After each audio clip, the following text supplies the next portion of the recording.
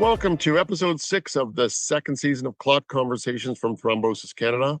I'm David Airdrie, Executive Director. Today, Dr. Jamil Abdul-Rahman from University of Toronto and the University Health Network will be leading the interview as our co-host Maha Othman from Queen's University in Kingston is unavailable. It's great to be back. We're here to provide you with updates on diagnosis and management of thrombosis, featuring interviews with authors of recent research publications and highlights of education programs from Thrombosis Canada. Thank you for joining us for this episode. In this episode, we'll be discussing a paper from the journal Circulation entitled The Efficacy and Safety of Andexanet Alfa in Patients with Acute Gastrointestinal Bleeding while taking Factor Xa inhibitors, an ANNEXA-4 Sub-analysis. We're pleased to have the lead author, Dr. Deborah Siegal, with us today. Dr. Siegal is from Ottawa.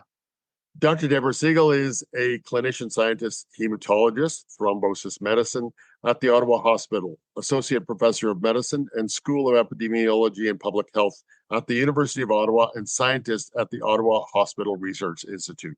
Her primary research interest is improving the safety of anticoagulant therapy, including optimizing the management of anticoagulant-related bleeding complications, restarting anticoagulants after bleeding, perioperative management of anticoagulants, and antithrombotic therapies for ischemic stroke in patients with cancer.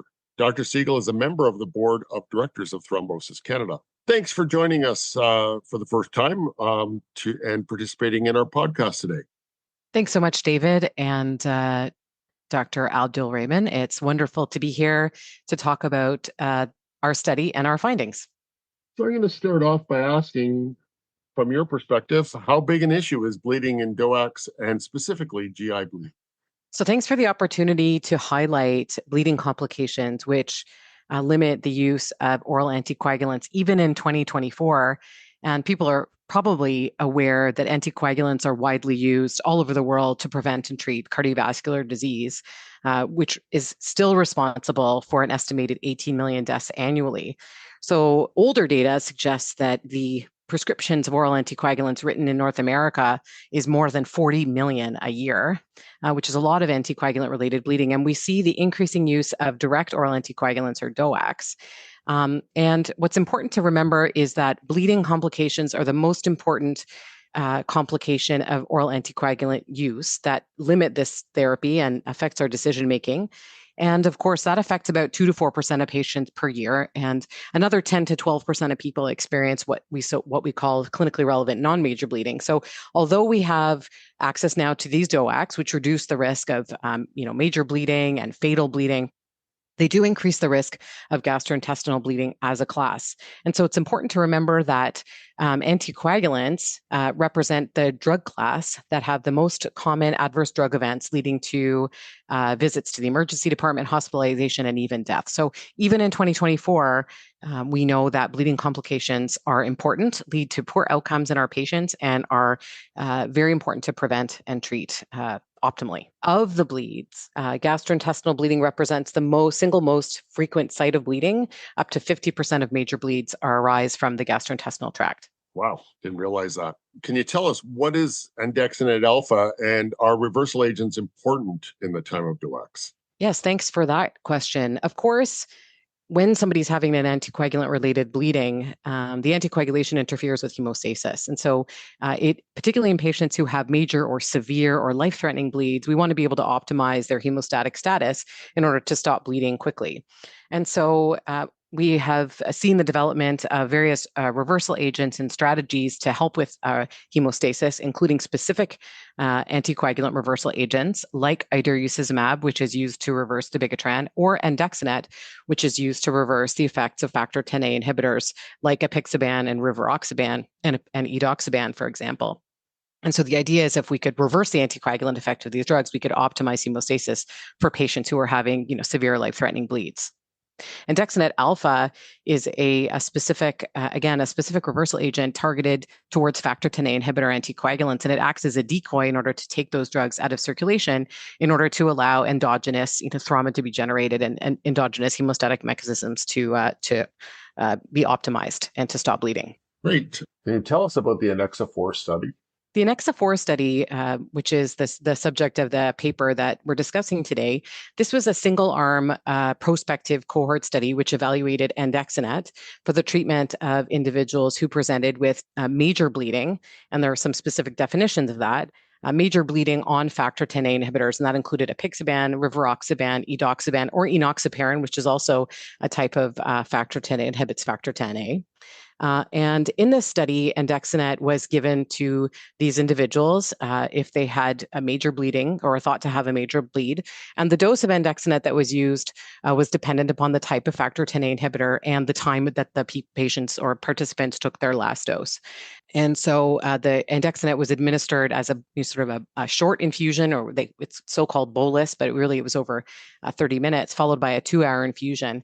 And during the study, various measures of efficacy were evaluated, including the change in anti-10A activity, which is a measure of anticoagulant effect, and also hemostatic efficacy, which was determined using a combination of clinical, imaging, and laboratory criteria that corresponded to different bleed sites. So, for example, intracranial bleeding was adjudicated differently than gastrointestinal bleeding. And what's important to remember with the ANNEXA-4 trial is that there was a team or a panel of adjudicators who independently determined whether patients had severe enough bleeds to be entered into the analysis of efficacy, and also adjudicated the outcomes of thrombosis and rebleeding, et cetera, and hemostatic efficacy.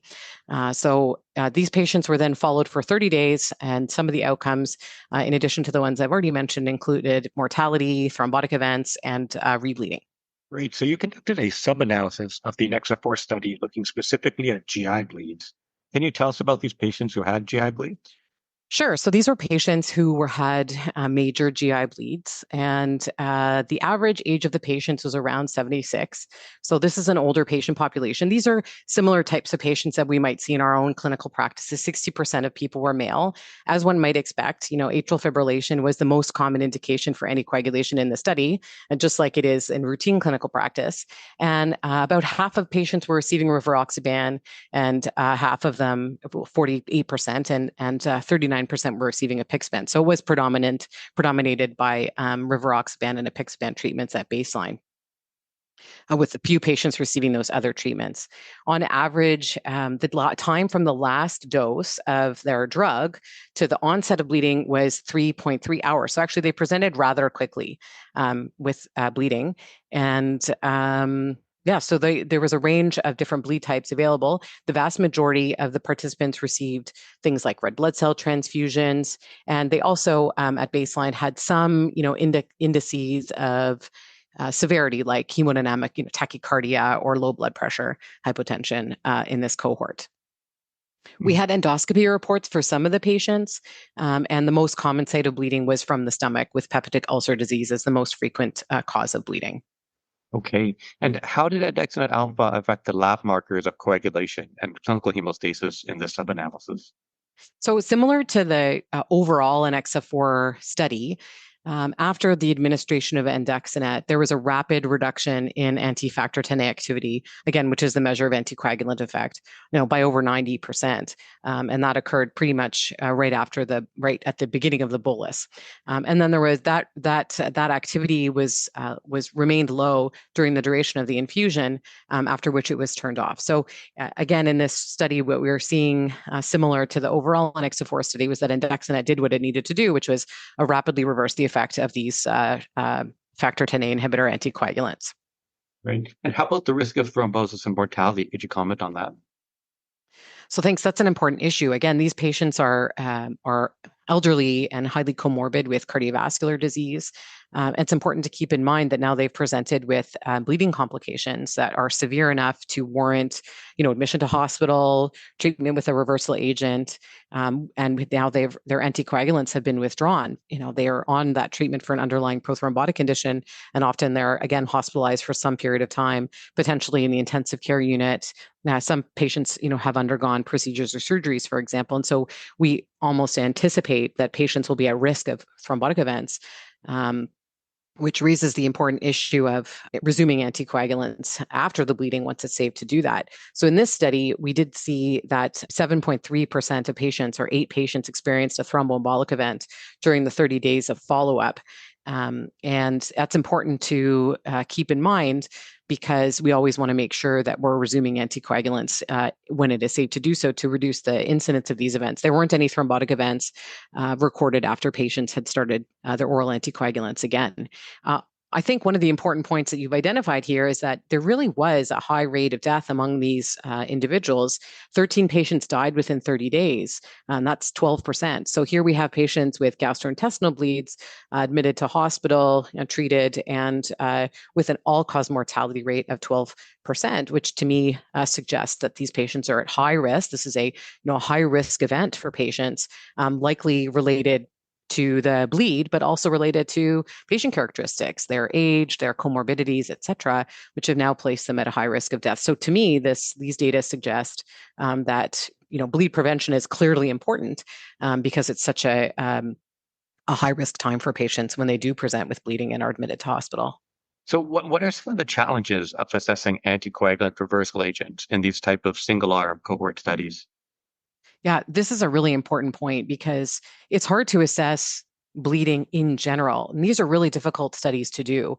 And particularly for gastrointestinal bleeding, it's very challenging to be able to say when someone has stopped bleeding. For example, in a clinical trial, unless you have a camera down the lumen of the gastrointestinal tract, it's really hard to know. So, of course, there are specific criteria that were used for this study to evaluate hemostatic efficacy. And I should mention that those criteria were similar to ones that were developed for a reversal study of warfarin that was published in 2013 by Ravi Sirota and colleagues, PCC versus plasma for warfarin reversal. And so these definitions of hemostatic efficacy and how we measure that has sort of become standard, with similar criteria being proposed by the International Society on Thrombosis and Hemostasis. But admittedly, these definitions are based on things like hemoglobin and red blood cell transfusion, and really challenging to assess that. Further, I think to your point, here we have a single arm study where we don't really have a comparator group to understand the incremental benefits of this treatment, or incremental harms of this treatment compared to standard of care, placebo, et cetera. So that makes it a bit challenging. All we can say is, in this cohort of patients, which is a similar cohort to the patients we might treat in our clinical practices, these were the events that we saw, which I think is fairly representative and similar to other cohort studies that have been published in this space. And so certainly rates of hemostatic efficacy that we've seen here, and I can say that good to excellent hemostasis was reported in 82% of patients in the efficacy population, and thrombotic events occurred in 7.7% of patients. Those are similar results to what we've seen, across some other cohorts, plus or minus 10%, and it's difficult to compare across studies, right? So just to kind of be able to apply those studies indirectly and compare without in the absence of a control group for any of those published studies, particularly with respect to GI bleeding. So we recently have the ANNEXA-IRCT, which compared Andexanet Alfa to usual care in patients with anti-10A associated intracranial hemorrhage. Could you give us your thoughts on that study and the finding? Yeah, and Andexanet was evaluated in a trial called ANNEXA-I, and this is the first and only randomized controlled trial of a reversal agent for the direct oral anticoagulants. And so in this trial, it was patients were included if they had intracranial hemorrhage, and they received either Andexanet or usual care, which could have included PCC. And the primary efficacy endpoint was effective hemostasis at 12 hours. And that meant some of the criteria as follows. So it's a hematoma volume expansion, which is a radiological measure of less than 35% at 12 hours, an NIHSS score increase of less than 7 at 12 hours. So that's sort of a more, clinical or functional measure. And then no rescue therapy administered between 3 and 12 hours. So that was the primary efficacy endpoint. Patients were followed for 30 days in this study, similar to ANNEXA-4.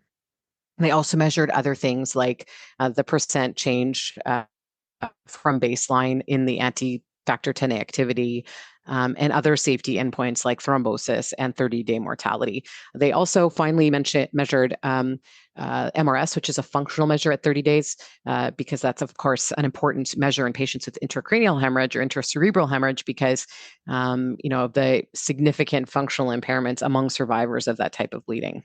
And so it's important, again, in this trial, to remember that these results are limited to patients who had intracranial bleeding. And in fact, most of the patients had intracerebral hemorrhage, which is, within the brain parenchyma. What they showed was that patients who'd received Andexanet, a higher proportion of patients who'd received Andexanet experienced good or excellent hemostatic efficacy. And that was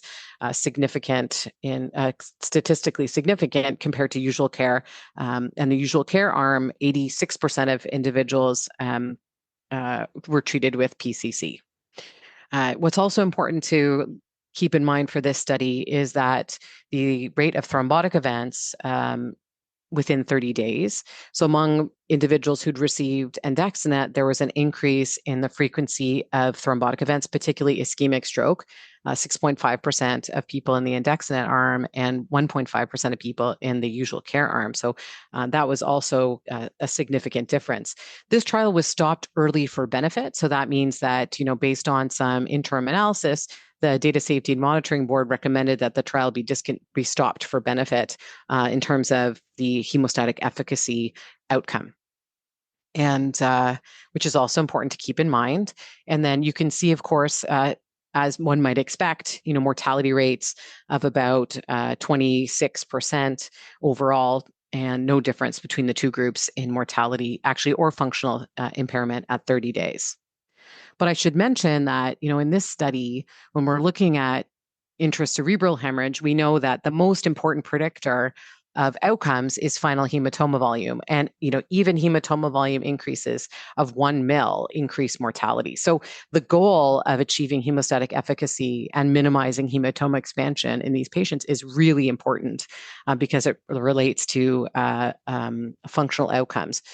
Unfortunately, in this study, we didn't see a difference in functional outcomes or mortality, but the challenge here is that the 30 days is really not long enough for us to assess that because, of course, patients have a hematoma in their brain and it takes months for that to resolve. And of course, it can take months then for any functional improvements to be seen.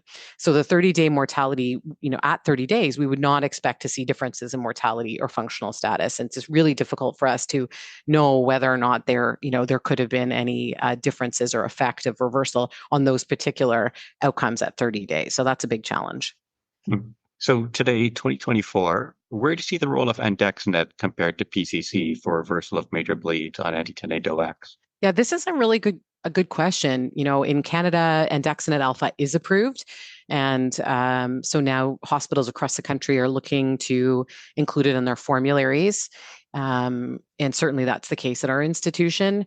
I think the choice between Andexanet or other treatments like PCC really, needs to be individualized, based on how severe the bleeding is and the underlying thromboembolic risk. So we've seen that Andexanet, particularly in intracranial bleeding or intracerebral hemorrhage, improves hemostasis, less hematoma expansion, improved hemostatic efficacy, but at a cost of increased risk of thromboembolic events. There are some interesting sub-analyses that are emerging that are not yet published, but have been presented at conferences, which suggest that overall outcomes may be improved. For example, functional outcomes may be improved by avoiding hematoma expansion compared to the increased risk of stroke, that those are not the functional implications of those types of events are different, and that the treatment with Andexanet favors, Andexanet was associated with, improvements in outcomes in those patients, and avoiding hematoma expansion versus increasing the risk of thrombotic events actually favors treatment with Andexanet for some patients. Now, I think the challenge here, we have one randomized trial, which is ANNEXA-I in intracerebral hemorrhage. We have a cohort study for other types of bleeding, which a large proportion of whom were treated for intracerebral hemorrhage.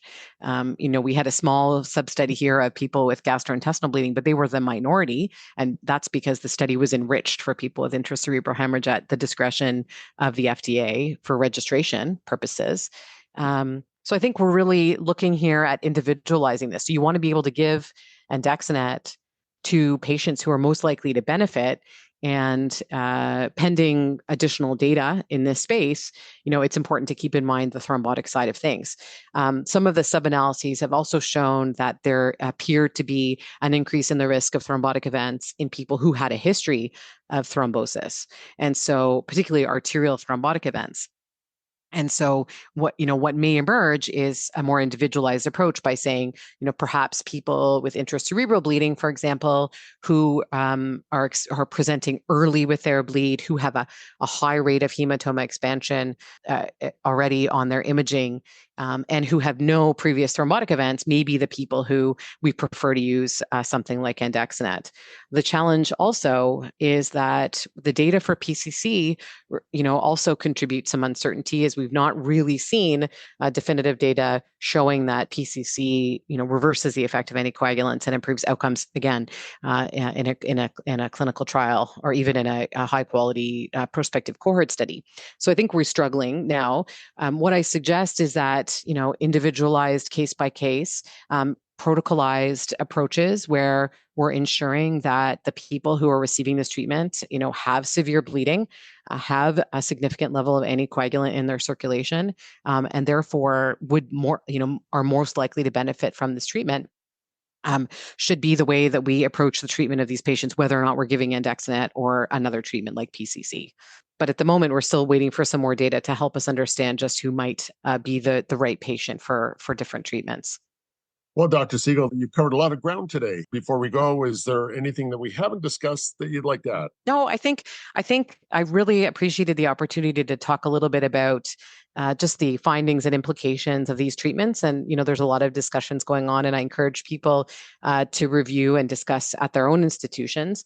But I'd also like to make a plug that, reversal is only one part of management of these patients. Of course, it's important to, just recognize severe bleeding when it happens, and not just the bleed itself, right? Of course, we have gastrointestinal bleeding. We can recognize if people are hemodynamically unstable, but also think about the patient who's having the bleed, and whether or not, it's not just the bleed characteristics, but also the patient characteristics that contribute importantly to the outcomes. And we have some data coming out soon that will shed light on some of that. But also I encourage people to, remember to resume anticoagulation if it's still indicated, when it's safe to do so. And if there's uncertainty about that, to have multidisciplinary discussions with other practitioners and with patients and families about it. And then finally, prevention is extremely important. So we want to prevent these bleeds from happening in the first place. And that's really where we need to focus our energy, by identifying and addressing risk factors, but also secondary prevention here. So making sure that people are monitored, know what to look out for,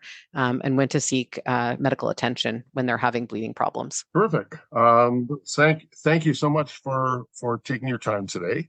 And thank you to our audience for listening to Clock Conversations from Thrombosis Canada. We welcome your comments, questions, and suggestions on the podcast.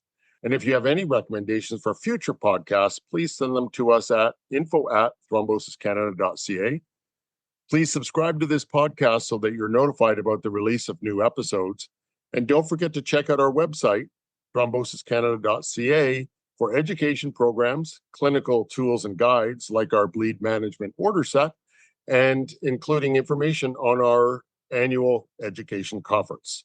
Also, please consider donating to Thrombosis Canada to support our ongoing efforts to reduce morbidity and mortality due to thrombosis. Thank you both for your time today. It was great speaking with you. Thank you.